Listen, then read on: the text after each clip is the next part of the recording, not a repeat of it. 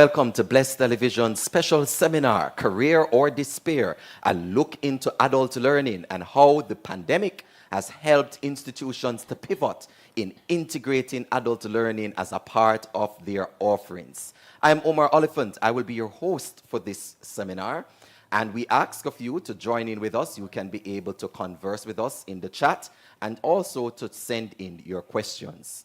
In the book, Education, Ellen G. White says, and I quote, "Higher than the highest human thought can reach is God's ideal for his children.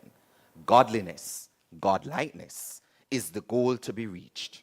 Before the student, there is opened a path of continual progress, an object to achieve, a standard to attain that includes everything that's good, pure, and noble. Students will advance as fast and as far as possible in every branch of true knowledge, but their efforts will be directed to subjects as much higher than their mere selfish and temporal interests as the heavens are higher than the earth." End of quote. She also opens this book by saying that true education means more than the pursuit of a certain course of study. It means more than a preparation for the life that now is. It has to do with the whole being and with the whole period of existence possible to man. End of quote. It is that aspect of the quotation, the whole existence possible to man, that we will be taking an insightful look on today in relation to adult learning and how it can be integrated for many individuals through the platforms that are available today.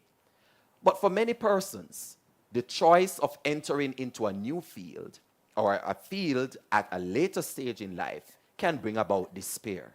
For one reason or the other, perhaps it's finances, lack of family support, the spouse, partner, perceptions, or even the influence of time.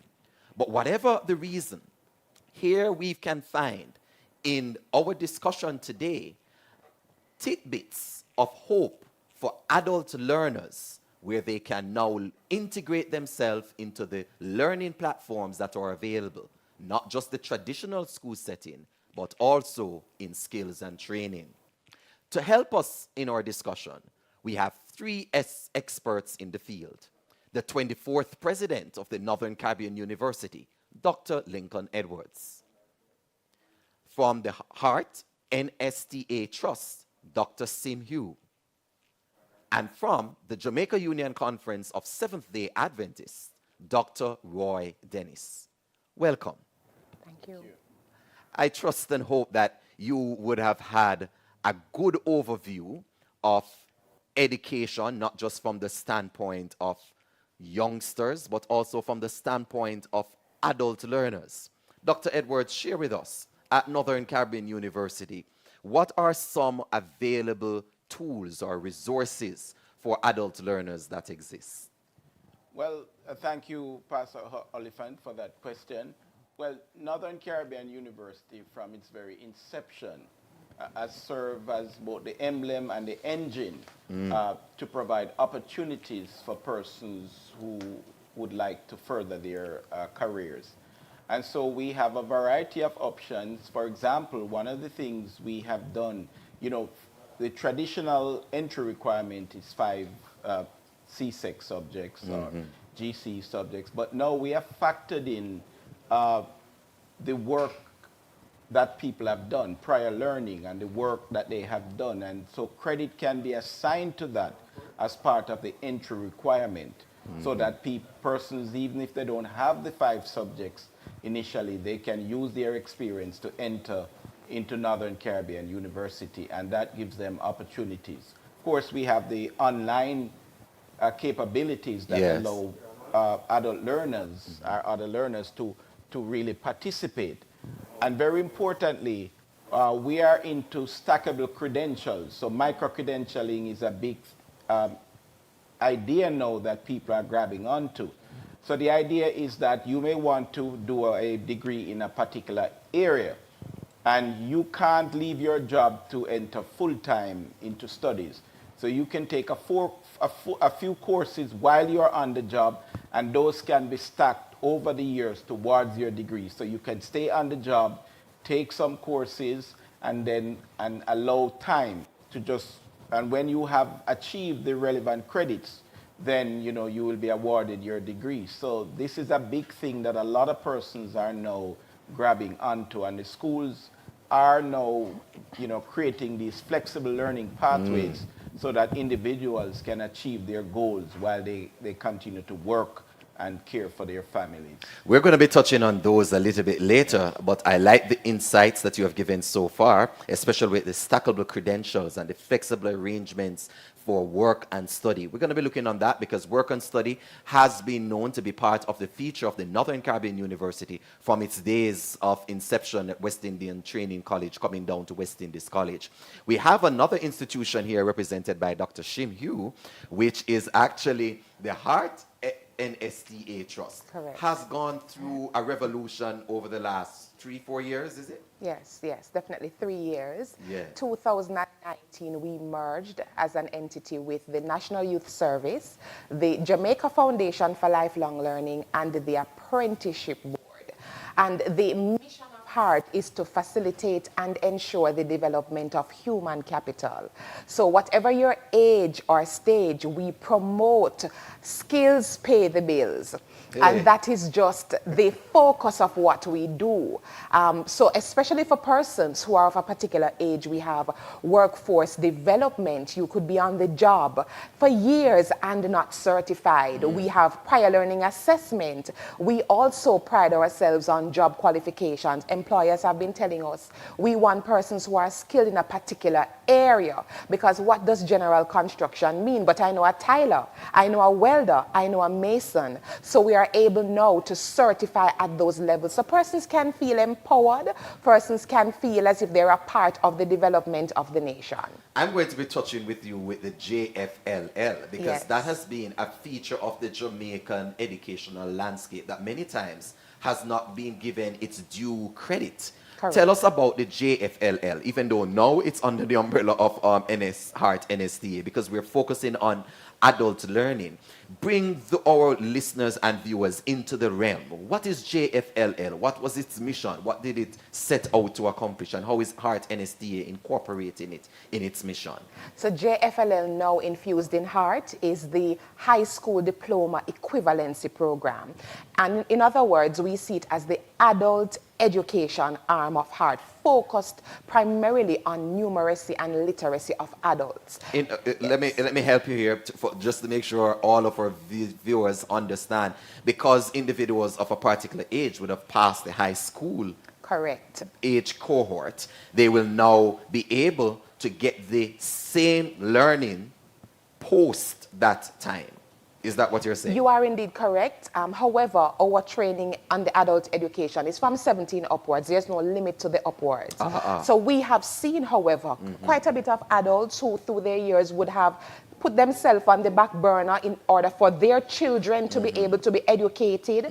They now want to be able to read their Bibles, learn how to read their Bibles, learn how to complete an application form for a driver's license. Yeah. And they come to us to be empowered. So we provide for them the different levels of training for numeracy, literacy, Yes. and CXCs. So the end result, hence the high school, is for them achieving 5 CXCs. And that has been a big push and a big win for the transformation of the nation. And I see you're referring to the Bible, and that is, of course, our Yes. book right here, That's right at right. IAPA Bookstore at 74 Constant Spring Road. And that brings me into someone who has served not just as a pastor, not just as an academic, but someone who is also in the field of counseling and psychology and understands the basics and the psychological impact of adult learning. Dr. Roy Dennis, share with us your experience. I know you're going to be drawing from your well, which is so diverse, but share with us your experience in terms of pastoral ministry as a director and also as a counseling psychologist. Your experience with individuals who are adult learners. Do you find that they're of a different ilk than those who are in the younger cohort, more matured? How do you find them? Let me start. Thank you, Mr. Moderator. Let me just start by saying that the benefits of preparation is clearly documented in our society. Uh, when a person is equipped, they are able to provide for themselves. They are able to provide for their families. They are more confident about themselves and the future. And so, and some persons might not achieve as early as others, but we normally say better late than never. Yes, Yeah, yes. so the church has offered a number of programs to assist persons who did not get it at their first try. And what we find is that this, maybe the question you ask is whether they're of a different ink. I wouldn't say that they're of a different ink. As a matter of fact, we have had programs for adults, and we find that persons who did not get the C-sec at their first try, sometimes they are even quicker out of the blocks Right. when they are more mature. Okay. For example, we have had the programs where persons would do 5 or 7 subjects within 1 year. And we had a similar program at the Sydenham Church, for instance. And there were individuals who were able to do 5, 7 C-sec subjects in 1 year, and they are successful at them. So persons are able to do well as they settle down in life if they're willing, if they want to achieve, if they're willing to learn. And so the church offers that opportunity for them to do well. We're so very happy when we hear about the church's integration of literacy and numeracy. And we recognize that that is an integral aspect of it. Dr. Shimhugh, perhaps you are uniquely positioned because the Northern Caribbean University is an academic institution. Of course, Dr. Edwards will tell us that they do have practical elements inside. Yes. And the Pastor Dennis, Dr. Dennis will tell you that the church mainly focuses on the religious and spiritual aspect. But Heart NSTA is unique in the sense that its broad focus is on Correct. skills training. Correct. What do your demographic details tell you about adult learning? So first, I must say that there is a bridge. We are Yes. interlinked because in my region, Region 6, Spanish Town and St. Catherine, we have a very great relationship with Spanish Town SDA. They offer as a community training intervention, and we have partnered quite well with other religious entities to ensure that the nation, the landscape is transformed. By a way of demographic, we have about 45% of adults, and when I say adults, I want to say persons between the ages of 27 to even 80. Wow. We have had instances of 79-year-olds, 80-year-olds graduating with their certificate. And I believe we are also interlinked because we want to see Jamaica under God transformed. And that means focusing on the complete man. So separate and apart from our skills training, we also infuse employability skills. We infuse what it takes to not only be a good practitioner for our way of skill, but also to be a great human being. And of course, everything that we do is tied to that which the Lord lays out as the foundation. Go out and teach and preach. We have seen that the adults are more focused. Those who have started their journey at a later date are more focused, more diligent, more determined to prove the narrative wrong. You know what I did not dash away? Hey. Right. They are determined to ensure that they come out on the right side. And at heart, we want to say that we give a hand up and not a handout. Ah, I like that. You're giving us some gems. At Heart, we give a hand up, Yes. not a handout. And earlier you spoke about Skills pay the bills. Correct. And it's very real because Dr. Edwards, when I was growing up, when individuals were asked what they want to be in life, pastor, it was never a pastor. It was always something like being a lawyer and a doctor and a whatever have you. But now we're seeing society understanding that there's a shift in the paradigm, that learning is not just in relation to the intellectual in terms of IQ, but we are now seeing individuals coming in recognizing that the skills are important. The mechanic is even important. The hairdresser is even important as the teacher and the doctor. How is Northern Caribbean University helping in this shift of focus from just mere academic to skills training, as Dr. Shin Hugh has noted?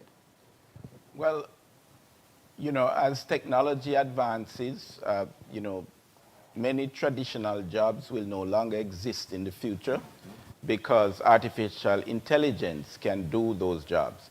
And so people have to be aware of those, but there will always be the need for skills, you know, certain skill sets.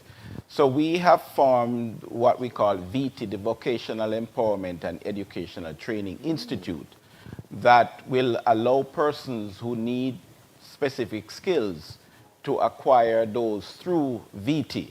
And we have also had discussion with HEART to forge partnerships that will allow some of the training to take place that HEART normally does take place at NCU.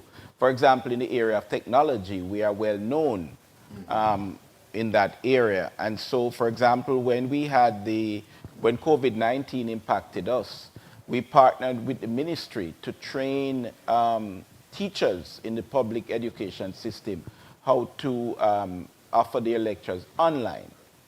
And so we are partnering with different institutions now so that technology can be a part of what people do. So again, as I said, through VT, we are able to empower people with specific skills, digital animation and those things. Also, there's an opportunity for adult learners who are not technology savvy to apply to NCU to learn these, to get certified in specific courses that will help them to better understand the technology. So we are rolling out at NCU a number of courses that are specific to the needs of persons in the society.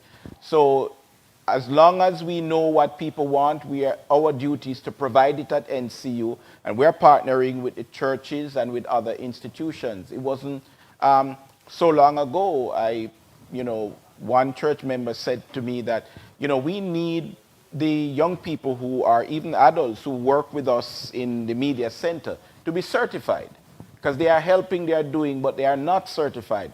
So we now want to develop those courses so that they can be certified, so that when they go out, they have that sense of pride and accomplishment. And as I mentioned, we are partnering with HEART. There's discussion so that together we can empower the Jamaican people.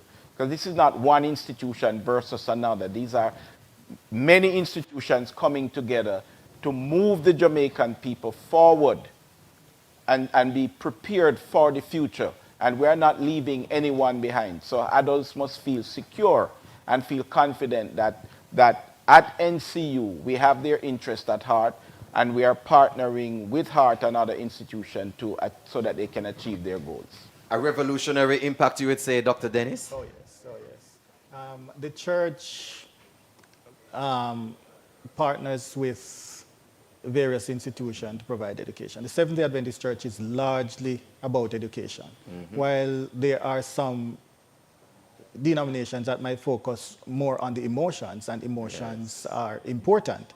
But if you should categorize the Seventh-day Adventist Church, you would say it's a church that focuses more on the rational and than the emotional. So even in our church services, you will see that a lot of teaching takes place. And the structure of the church, we have various institutions from the baby is born. We have preschool, we have primary school, we have high school. And as I mentioned, some of the churches partner with NCU and HEART in order to have extension programs for adults who did not get the CSEC. And we have Northern Caribbean University and our universities. So our philosophy focuses on preparation for the whole man and for the whole period of existence available to man. So as long as we are alive, we are learning. And as long as the church exists, we will participate with every institution and entity that is focusing on building the mental, the physical, and the spiritual capacity of man. The Apostle Paul puts it this way in Ephesians chapter 4. He says that God gives gifts, and he gives these gifts for the edifying of the body of Christ till we all come up or grow up to the measure of the stature of the fullness of man in Jesus. How can that be done unless we have true education? The kind of education which Ellen White spoke of when she says it has to do with the whole being and with the whole period of existence possible to man. So education is not just for children. Education is not just for youth. Education is indeed for all of us. You are watching Bless TV's special seminar, Despair, Career or Despair. We'll be back with you on the other side of this break.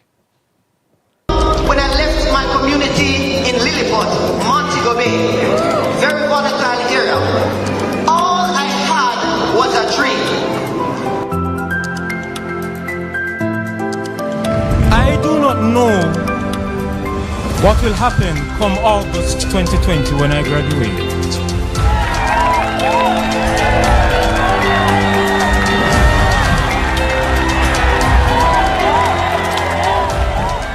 But from I stepped foot on this campus in spring 2016, God has been with me. Some of you will finish in 4 years like our time. Some of you will finish in 5 years, and some of you will be there. But listen, your story is your story. Own it, live it, breathe it. No one ever can tell your story. No one can struggle like you, and no one will bask in your success like you.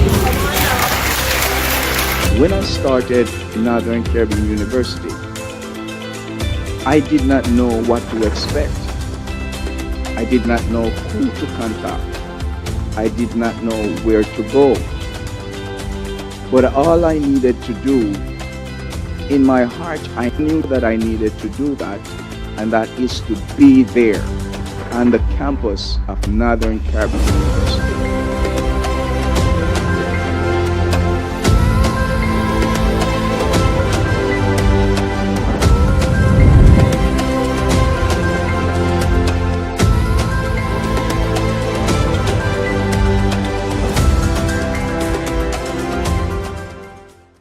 Over 30% of our total youth population comprises unattached young people.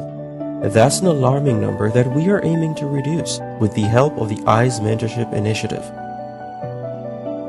5 years ago, you could catch me smoking and drinking at any hours of the day. Being in state care, I lacked some guidance that I really needed. Since joining this program, I had gotten baptized and I'm closer to achieving my goals. The West Jamaica Conference's EYES Mentorship Program is an initiative that seeks to target at-risk youth by pairing them with trained mentors to positively impact their lives. Have you selected the mentorship coordinator for your church so that you can benefit from the district level training? Start the process now. Get involved. For more information, send us a WhatsApp message at 876-853-4705 and follow us on Instagram at EYES Mentorship as we empower youth and engage society for the building of a better nation. Welcome back to Bless TV's special seminar, Career or Despair, speaking about adult learning and how it has pivoted in the midst of the pandemic. On the other side, we had a conversation with some of our educators. This time, we're going to be going to sample students within the educational sector. And we have here with us two students, as they then were. We have with us, to aid in this conversation, Rochester Reed and Chad Anthony Cook. Welcome, gentlemen. Welcome. Rochester, speak with me. You went to Hart when you were 42, 43. Yeah. Come on, why were you going back to school at that age? Tell us, what was motivating you to get that Hart NSTA certification? I was in a job feeling not going anywhere. Granted, I was making money. I was making good money, but I wasn't feeling that energy. And I was searching. In fact, when it was announced at my church, Brayton SDA, that they had this program going on, it was not a matter of me jumping into it. It was a matter of me being there. So they offered it, and I took it up right away to go to Jagas, just to pursue the course of it was mechanics, but what Jagas does, it gives you the whole entire thing. And then after the second year now, while in the second year you choose where you want to specialize in. And I specialize in what I really was interested in, that was AC. Let's backtrack a little. You said you were in a field before. Yes. Because many adult learners are either already in a field or they're out of a field. Yeah. What is it that, which field were you in? I was a taxi operator. Oh, you were a taxi operator. Yeah. And how was that for you? It was good, man. At first? Yeah, it was good because it's not the taxi operator you see on the road here now. Oh, bless the Lord. It was the proper driving. Yes, man. The proper Yes, man. It wasn't taxi operators.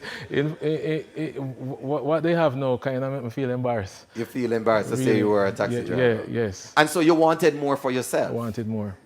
And I noted that you said that you were making a lot of money. Normally, individuals' money is a very good consideration for them in a position. Why would you want to give up what was sure for perhaps what would have been unsure? Because of the era that I was operating taxi in and the environment. I was in the Spanish Town area. Yes. And I wouldn't want to go any further than just All in right. the Spanish Town area. And so at that age and stage of your life, you pivoted into a new era. Did you have any fears? Did you have any drawbacks? I had not fear, I had a bit of doubt of how I would manipulate in the system.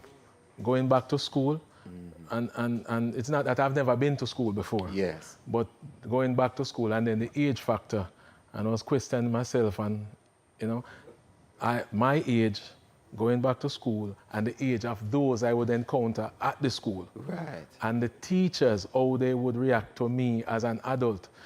You might say, but they are there to help you, to facilitate you. But then at your age, you're looking at, I'm an adult, and I might meet up with a few teachers who are younger than me, which I did. Wow.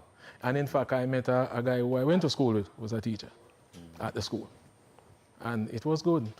It started out nervous, but trust me, after the first 2 weeks, I was in it. But that's a lot there that you have just said, a lot of compartmentalization and analysis that goes in. What helped you to get over it and to say, all right, I'm going to do it in spite of? I had a wife who was a teacher. I have a wife who is a teacher. Yes. I have 2 daughters who, when she comes home, they are teachers. Oh, support system. So the support system was great. In fact, when I finished school in the night, because it was evening at Jagas, and my wife had already segmented a spot in the dining room away from everyone, and that is where my second class study would be. And she would go over with me and help me and tell me. And from that, and I had friends at church who maths was a problem with me. Okay. So I had 2 friends at church who were in the banking system, and they're good friends of mine. So I went to them and asked them, and Sabbath evening, it was my class upstairs with them. And now it's history, because now you are AC operator. You help to service ACs. What else do you do? High quality auto AC. And high quality. And split unit maintenance. Yes. Okay. Install, repair. I'm sorry we don't have enough time or maybe units for you to demonstrate that for those who are watching. Yeah. But maybe they can touch bases with you. Here we have one individual who has been through adult learning and another who has entered a field where majority of the persons there are in fact adults. How does he fit in? Chad Anthony Cook, tell us about your experience. You're a financial analyst, right? Yeah, I'm an analyst at Cygnus Capital. At Cygnus. How do you find it working in the environment with individuals that are senior to you? It was a adjusting process. Because these people have been in the sector for years, and you're just starting in the industry, you're fresh out of school. But fortunately, they don't undermine you. They kind of mentor you and say, I was once there. Right. So, it's a learning experience for both of us. Tell me, you graduated last year from Northern Caribbean University. Yes. So you see, we're matching everything. It's Hearts earlier with Dr. Shimhu and NCU earlier with Dr. Lincoln. And we actually have individuals, both of them are Seventh-day Adventists as well. What are some of the essential lessons that you would have learned working with individuals of a different age group? I think the essential lessons were don't be afraid to ask questions. Yes. They always say no question is too stupid to ask, or there's no such thing as a stupid question. And I think just collaboration is important. So, if you need help with something, they're always one step away or one phone call away. And they're willing to help regardless of how busy they might be. And if they're really that busy, they make the time for you to help out. Research has showed us, Chad, Anthony, that there is the concept of reverse mentoring in the workplace, and how mentoring is normally, to explain it, mentoring is normally between a senior giving advice and guidance to a junior. Yeah. But reverse mentoring now deals with the junior actually giving advice and mentorship and guidance, especially for example in the field of technology, to the senior. Yeah. Do you see that, even if it is not a formal aspect of the work center, do you see that as part of the relational dynamic at your workplace? Yeah, that does happen as well. Because as I said before, they teach you some stuff that you may not have learned during school, or you might not know. And I can also teach them stuff that, this is where the industry is going and this is what is happening. I found that because of my good writing skills, I've been able to say, this is how you can word something to make it easier to understand, or to be as technical as you want it. You kind of do it both ways. So a lot of adult learners may be sitting at home, Chad, wondering, if I come into the workplace, I will have to be giving up myself and my voice and my place to the younger persons in the workplace. To them, what would you say as a younger person in the workplace, seeing reverse mentoring happening in your center? What would you say to such individuals? I would say there's a space for everyone. We're all here to learn from each other. That's really how growth occurs, whether it's self-growth or growth for the company itself to achieve its objectives. So I say, as I said before, there's a space for everyone. There's a space for everyone. So back to you now, Rochester. In the whole dynamic, having listened to a person like Chad, who represents a particular cohort, age cohort, how would you advise younger individuals now? Yeah, when persons as yourself, as adult learners, either change careers or enter into the educational environment, what advice would you give to the younger ones as to how to relate to individuals like you? Go for it, man. Go for it, because there's never a hurdle that you cannot surmount. There's never one.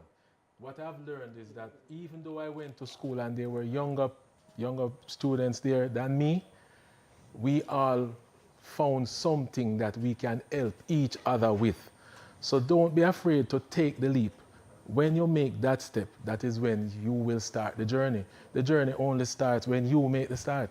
Mm-hmm. If you want to achieve something, set goals, but don't set higher goals than you can make. Mm-hmm. Start from little, and little make much. Yes.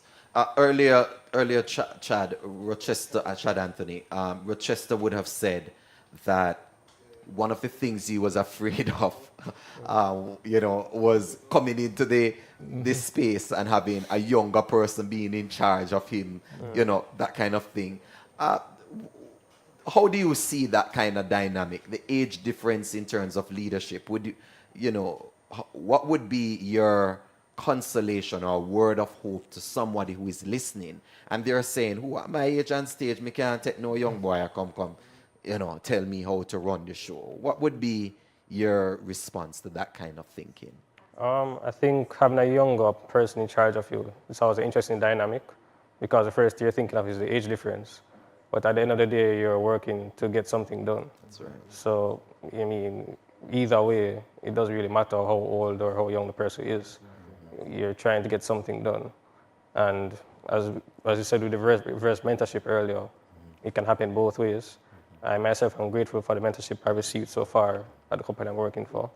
So, yeah. Yeah, sounds like a plan. So tell me, Rochester, you started school at 42, you're now 61 years old. Yes. Well, not started school, you re-entered, Yes. and you know, found a new career path at that age. Tell us, you have plans to go any further?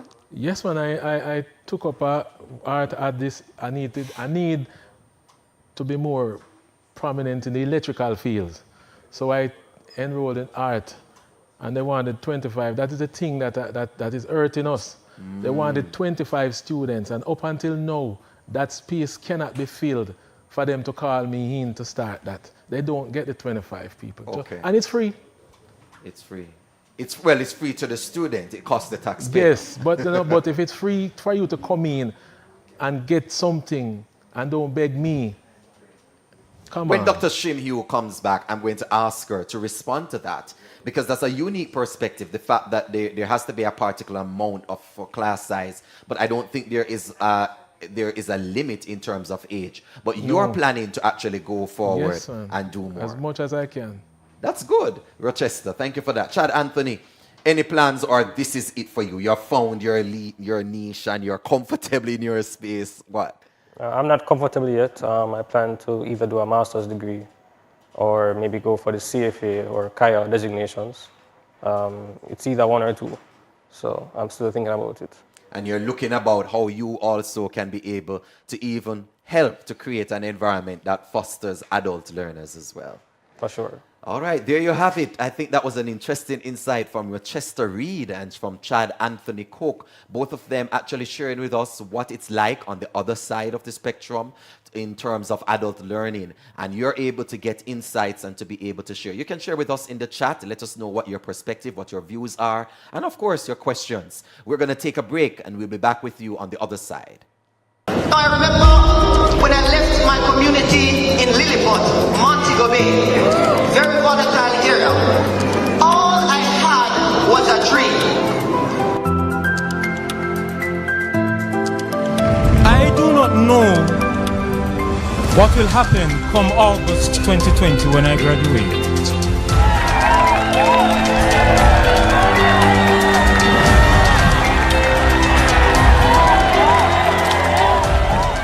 But from I stepped foot on this campus in spring 2016, God has been with me. Some of you will finish in 4 years like our time. Some of you will finish in 5 years, and some of you will be like me. But listen, your story is your story. Own it, live it, breathe it. No one ever can tell your story.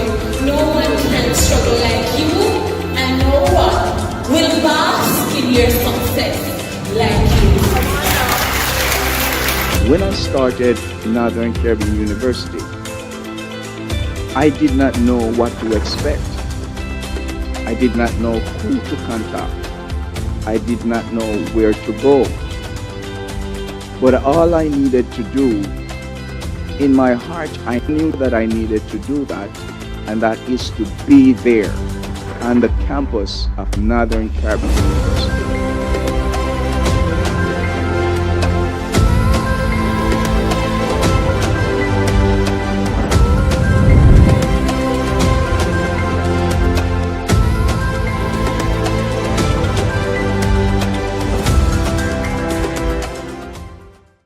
30% of our total youth population comprises unattached young people. That's an alarming number that we are aiming to reduce with the help of the EYES Mentorship Initiative. 5 years ago, you could catch me smoking and drinking at any hours of the day. Being in state care, I lacked some guidance that I really needed. Since joining this program, I had gotten baptized and I'm closer to achieving my goals. The West Jamaica Conference's EYES Mentorship Program is an initiative that seeks to target at-risk youth by pairing them with trained mentors to positively impact their lives. Have you selected the mentorship coordinator for your church so that you can benefit from the district level training? Start the process now. Get involved. For more information, send us a WhatsApp message at 876-853-4705 and follow us on Instagram at Eyes Mentorship as we empower youth and engage society for the building of a better nation.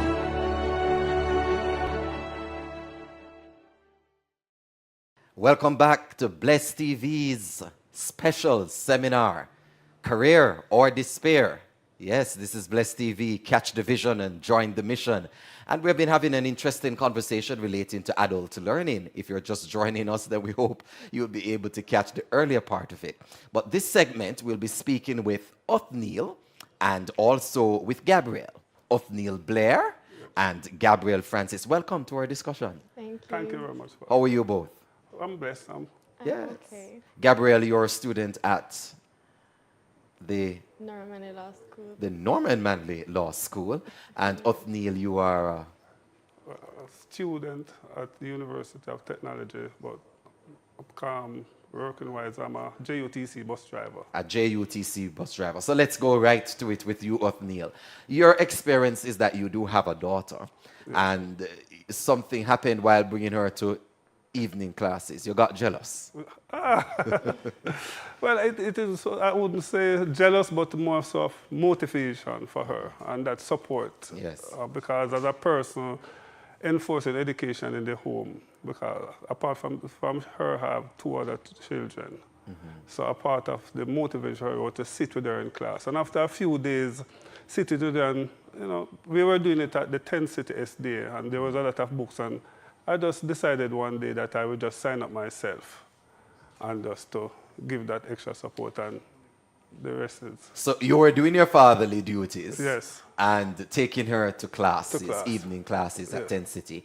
And while waiting on her, you decide to engage yourself with books, which is wonderful. Yeah. Pau loves that, by Yes. the way. And while doing that, you got motivated. You said, let's just do this. What did you decide to do?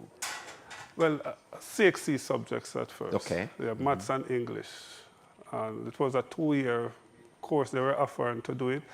But I purposed that I only had one, because my daughter only had 1 year, because she was also preparing for CSEC. Oh.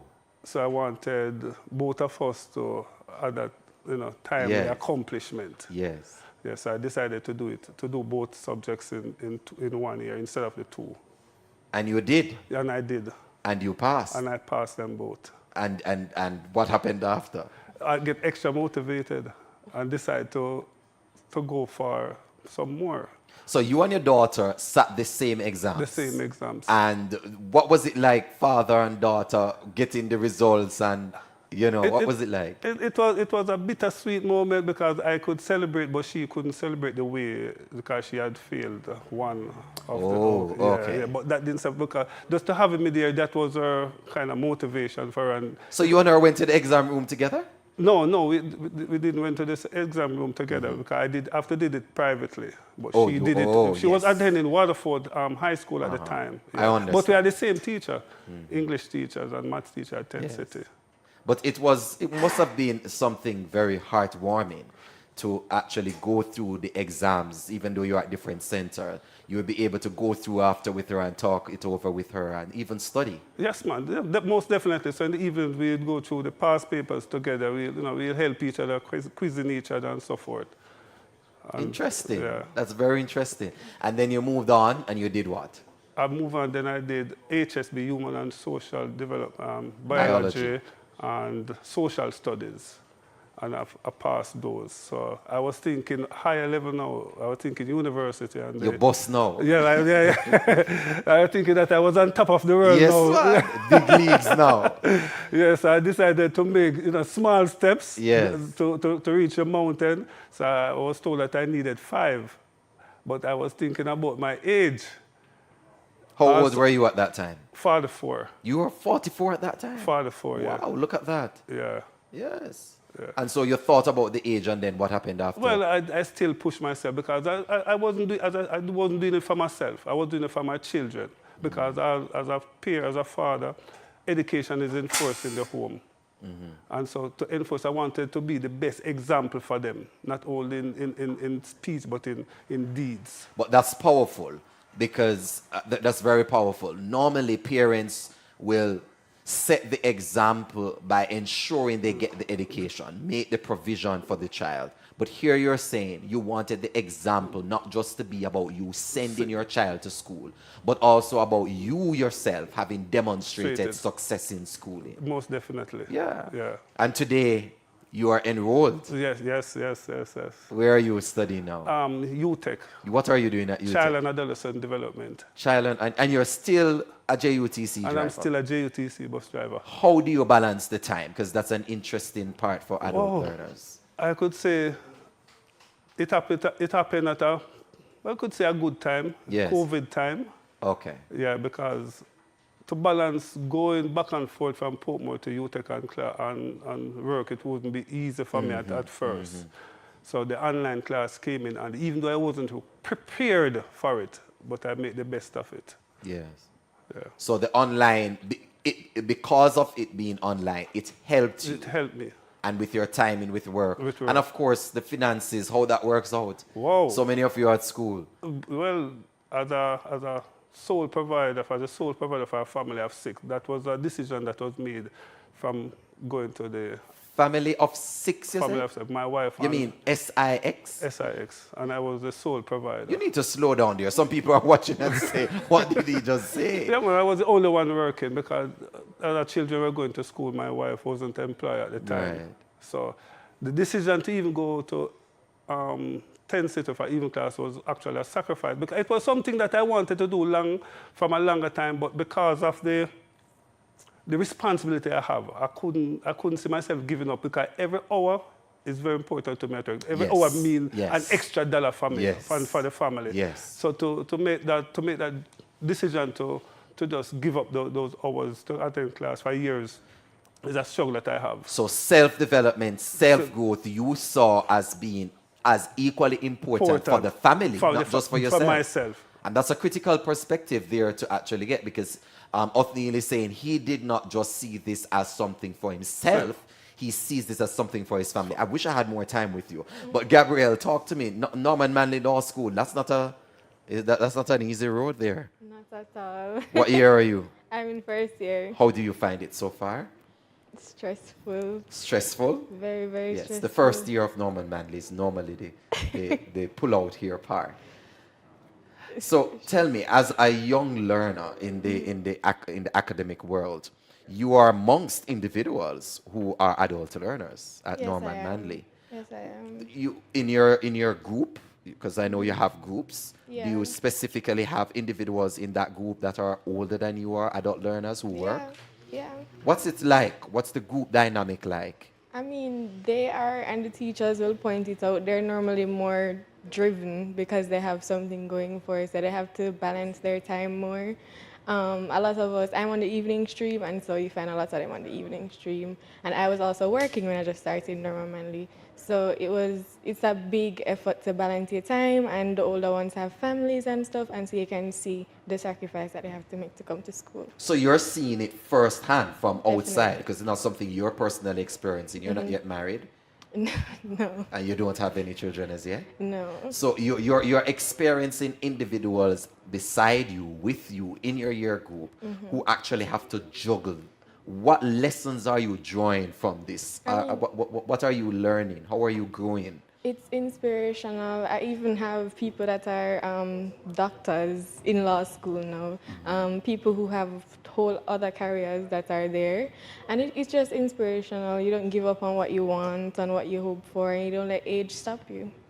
Do you think that because of this, it will help you? Because you're not yet in the work world. Do you think that this experience of working with other individuals who are older than you will translate into better relationships or not when you get into the workplace? It will, because the work dynamic is going to be the same with older, younger. Right. So you get to see their perspective, their views on things, and just help, because they're not much different than us, the age. Despite what people might think, you learn to live and learn from each other. So walk me through, Gabrielle. What are two things that stand out for you, or how would you and your colleagues actually help with adult learners being, making the process smoother for them, given all the demands that you have? Because you do have group projects and so forth. So in evening stream, we tend to be very cohesive. We're very together. We take notes for who have to miss class. Okay. We fill them in. Oftentimes, yet there are people attending class from their cars, driving home. And so you try to help them, try to, apologize for them if they miss class, and just keep them abreast.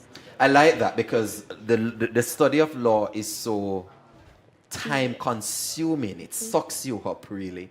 And for them to actually have this major aspect of their lives together with their family, professional lives, and having you as younger learners as support system, I think that's a very good thing to continue. Definitely. And it will help you later on. You plan on doing further studies, or after law, you don't want to do any more reading? I don't have it in mind right now, but I'll see. Yes, because law really takes up a lot. Yes. It does. Yes. So talk to me now, Sir Blair. Yes. The Seventh-day Adventist Church's role in all of this. How do you see, has your perspective of ministry and the mission of the church changed because of the impact of these programs at Tent City and Waterford? I wouldn't say changed, but more enforced. Okay. I always believe in the mission of the church with education. Yes. And but it just was more enforced because of, previously I asked a question about financing. I must say thanks to the church family, individuals and the church at Brayton and a whole for their support. And also Central Conference, the WHEEL program, they also help with finances in me going to make it possible for me to, to accomplish my dreams. Gabrielle, I see you nodding your head there while Updeal was speaking, because it seemed like it's resonating with you, the church's role. Is that so? Yeah, I definitely receive financial and emotional support from my church family. The emotional. Talk to me about that, because I'm going to be having the final segment with Dr. Roy Dennis, Dr. Shim Hugh, and Dr. Lincoln Edwards.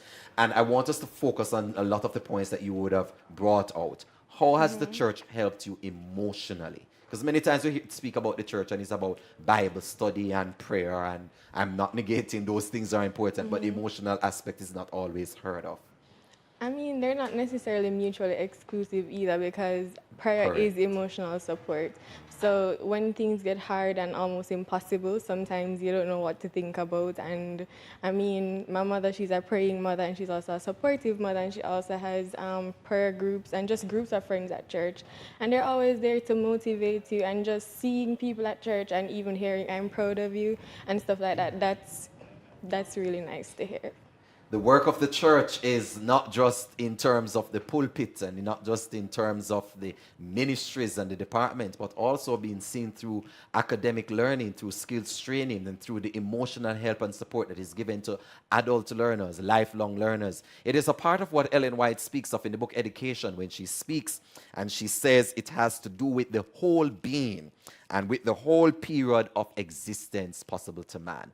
When we return on the other side, we're going to be having our final segment with Dr. Lincoln Edwards, the president of the Northern Caribbean University, Dr. Shim Hugh from the Heart NSTA Trust, and also Dr. Roy Dennis from the Jamaica Union Conference of Seventh-day Adventists. This is Bless TV special seminar, A Career or Despair. We'll be back with you on the other side. When I left my community in Lilliput, Montego Bay, very volatile area, all I had was a dream.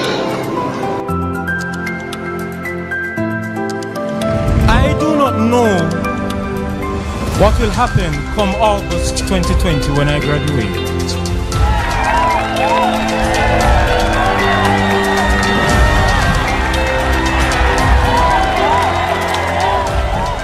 But from I stepped foot on this campus in spring 2016, God has been with me. Some of you will finish in 4 years like our time. Some of you will finish in 5 years, and some of you will be like me. But listen, your story is your story. Own it, live it, breathe it. No one ever can tell your story. No one can struggle like you, and no one will bask in your success like you. When I started Northern Caribbean University, I did not know what to expect.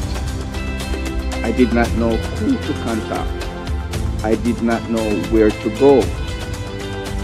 But all I needed to do, in my heart, I knew that I needed to do that, and that is to be there on the campus of Northern Caribbean University.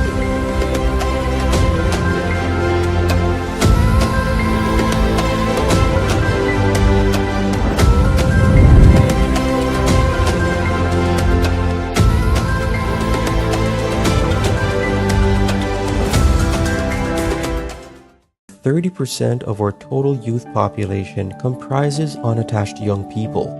That's an alarming number that we are aiming to reduce with the help of the EYES Mentorship Initiative. 5 years ago, you could catch me smoking and drinking at any hours of the day. Being in state care, I lacked some guidance that I really needed. Since joining this program, I had gotten baptized and I'm closer to achieving my goals. The West Jamaica Conference's EYES Mentorship Program is an initiative that seeks to target at-risk youth by pairing them with trained mentors to positively impact their lives. Have you selected the mentorship coordinator for your church so that you can benefit from the district level training? Start the process now. Get involved.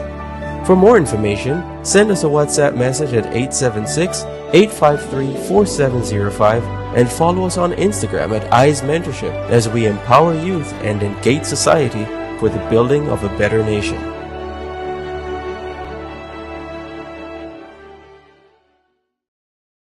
Welcome back, and thank you so very much for your comments. Thank you for your questions. Thank you for your involvement in this seminar put on by the Blessed TV, Career or Despair. And I can tell you, the conversations really have been insightful. So our primary panel with our experts are back, and they are going to be sharing with us today putting some of the pieces together. We're going to be looking on the issue relating to the fear factor that was brought into the interview with Rochester. We're also going to be considering what he said in relation to the size of the class and why is it that the Heart NSTA Trust puts in place that kind of mechanism. We'll also be discussing with Pastor Roy Dennis what Othniel would have put forward in relation to the collaboration between the church and these kind of educational endeavors. And of course, we'll be discussing with Dr. Lincoln Edwards the issue relating to the expansion of the work of education out of the realm, decentralization of academia as it has been done. So let me start there with you, Dr. Edwards, because 30 odd years ago, you had a vision for how the church could have done decentralization. Tell us a little about that. Yes, I saw that there was tremendous potential because the church has so much real estate, often closed several days of the week. And I said, why not let's use that to teach persons, so that they can have skills or get the academic credentials. The idea wasn't fashionable at the time. This is in the early 80s. So I went back to my little church in Jones Avenue, and I started to teach maths and chemistry on a Sunday evening and on a Wednesday evening. And these were 2 hours before the services. And the idea was an evangelistic tool, because the community people would come to class, and then right after class, it's time for Wednesday night or Sunday night meeting, so it would be easy for them to stay. And as their teacher, if I invite them, it's harder to say no to your teacher. So that was how we did it, and we had students who passed their subjects, many who struggled with maths in the traditional schools. That was where they passed their maths and their chemistry, and those were the subjects I taught in high school in later years. I was a student at the University of the West Indies at the time, but I gave up my time so that people could benefit from that. So I knew the potential from long ago. So at the Northern Caribbean University now, we have our students who go out and assist students in homework, with their homework so that they can do well. And of course, we have the online learning that people can sign up for and pursue their dreams. So there are many opportunities. And with respect to that age difference, I started dental school when I was 45 years of age, so I know about that.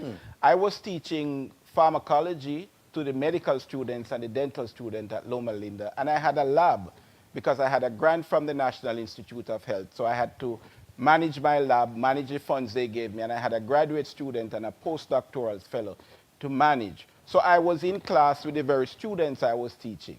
So let's say it's periodontics. We're all sitting there, all 100 of us, taking periodontics. Then when it's time for pharmacology, I would get up and assume my role as a teacher, taught them what they needed to know in pharmacology, and then resume my role as a student. You didn't have any issues doing that? Oh, I loved it. The energy of those young people carried me along. I was their teacher. They wanted to see me succeed.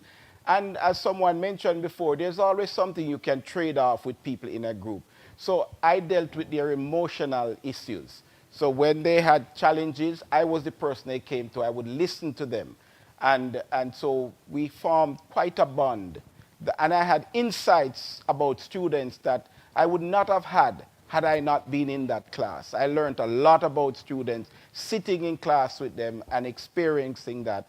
And I had a family, a wife and 3 children, but you learn to balance these things and to make, to prioritize and to achieve your goals. But as Gabriel noted, and it's something that the studies have in fact shown, that persons who come to the classroom or the educational environment at an adult age, that because of their focus, because of what they have sometimes to deal with, they come in with a greater sense of direction and clarity and motivation to get it right. Yes. And so it's very important that even for individuals who are watching, that we understand that starting learning at any stage outside of the normal block is not something that puts you behind. It's something that actually can propel you forward. And the young people are your friends. They are there to help you. They want to help because they see their parents in you. Is it that Northern Caribbean University would consider, for example, in its marketing and advertising, to change the way or the image or the face of the advertising to also include persons who are of adult learning years? Because majority of the flyers are really geared towards the younger cohort. And that way, individuals seeing their age cohort in it, it can also send a message that NCU is here for us as well. Oh, absolutely. We are prepared to work with the constituency to satisfy the needs of the constituency. Because the adult learning cohort is a very essential cohort. Yes. And that's particularly one of the reasons, Dr. Shimhue, that Heart NSTA is moving around the towns in Jamaica with some buses. Correct. What are you doing in buses? Why not stay in an office at AC? What are you doing on buses? Well, we have always been itinerant. We've always been agile and flexible.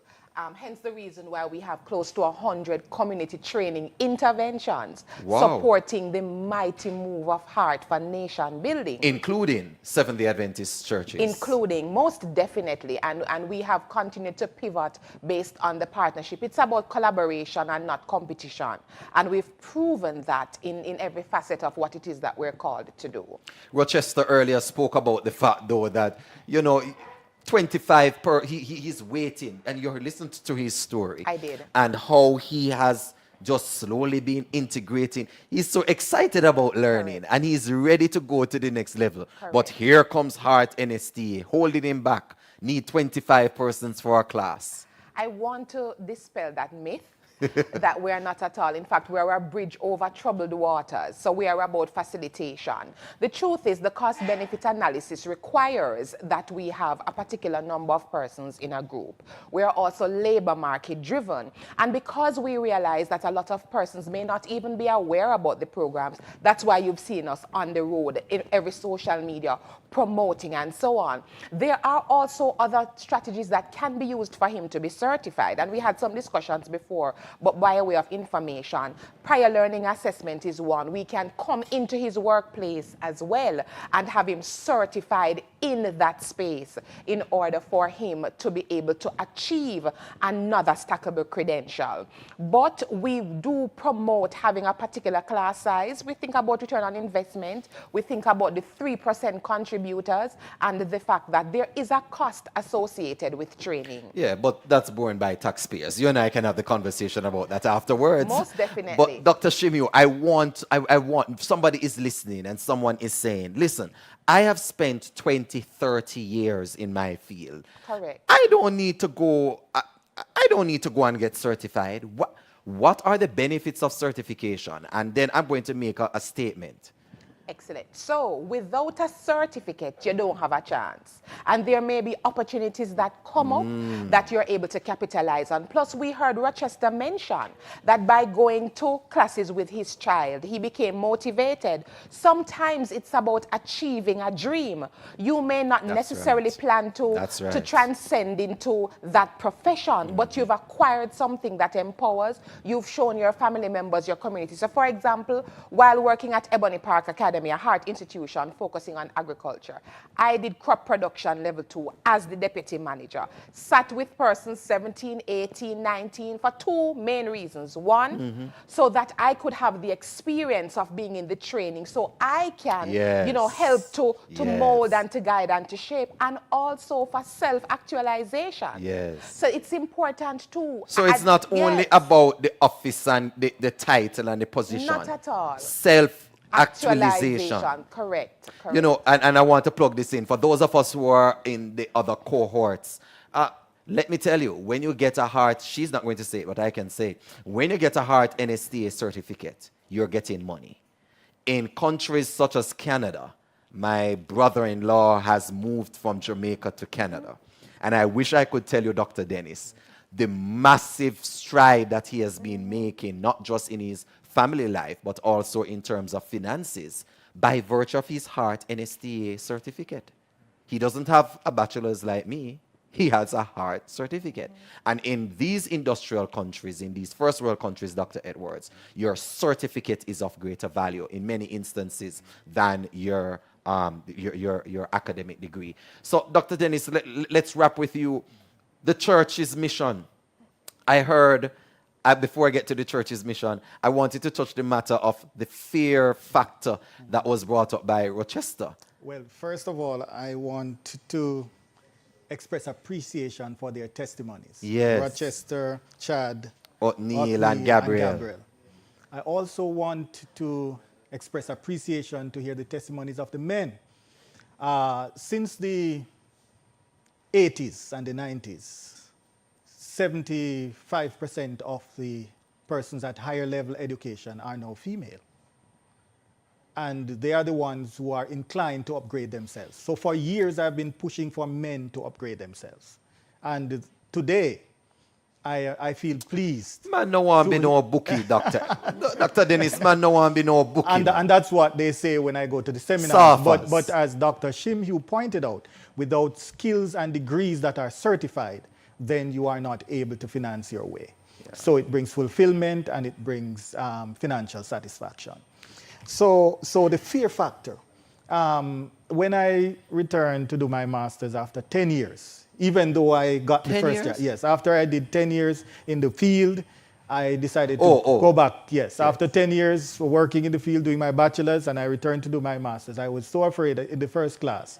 And I remember the psychologist who was teaching the class was probably my age. Maybe he went on to, immediately after his bachelor's degree. And he asked us how we felt about coming back to school. And there are several reasons why people are afraid when they go back. The fear of failure, the fear of the lack of finances, Starting over. and family, and starting over, and maybe the lack of family support is real. But I want to say that we need to change the focus. They said fear is like an octopus that will grip you around the neck and squeeze out every desire in you to be successful. Another person says fear is false evidence appearing real. Yeah. So I want to change that. In psychology, we have a displacement replacement technique. So we want to displace the word fear, and we want to put in the word, replace it with the word focus. And our focus should be on the benefits that are to be derived. Now, Rochester spoke about the fear of having a younger teacher in the classroom, teaching him, directing him. But the teacher has the skills and the expertise that he needs to survive. And so we now have to move away from fear to focus, to say, sitting under the tutelage of this young teacher, I am heading in the direction that I need to go in order to provide for myself and my family. And when I reach a particular age, he's talking about what, being 60 now and so on? 61. That's the time when people start looking back and evaluating their lives. And if at 50, you equip yourself so that by the time you're 60, you're in a satisfying career or profession, when you look back, you don't have to regret all your life. Amen. So that's important. So we're moving now fear to focus. I like that concept that Dr. Dennis is leaving us with, from fear to focus. I want to thank Dr. Dennis, I want to thank Dr. Shimhue, I want to thank Dr. Edwards from Northern Caribbean University, from the Heart NSTA, and from Jamaica Union for sharing with us. And also a very special thank you to our 4 testimonials, if you would want to call it, individuals who came and shared with us, Gabrielle and Othniel and Chad Anthony and Rochester, for being with us and for just opening wider the conversation on how adult learning truly can have an impact in the pandemic or post the pandemic era. This has been a most engaging conversation, and perhaps you know someone who right now is struggling to go back into school. Someone who is in fear of actually making the shift from one career path to a next. We hope that you will be able to share with them these key principles that have been given to us today, from fear to focus, skills pay the bills. And of course, as Dr. Edwards has shared, that we can use our church centers, our churches as centers where individuals in the community can be able to gain skills and upgrade themselves. The work of the Seventh-day Adventist Church is much broader than the work that is done on any single day of the week. It is encapsulated in the book, Ellen White's book, the book Education. And in that first chapter, she clearly states what the work of true education is. And it has to do with the whole being and with the whole period of existence possible to man. I want to thank you for joining with us. Thank you for sharing the link. Thank you for inviting others to share in this discussion. And on behalf of all of us here at Bless TV, we want to say thanks to you for joining, and also thanks to our partners, namely the Jamaica Union Conference of Seventh-day Adventists, Leroy Condupa, Peter Ponal, Hose Assembly and Supplies, Carlene Llewellyn, and of course, the IADPA bookstore, where this recording was done at 74 Constant Spring Road. Until next time, I am Omar ZD Oliphant. Walk good.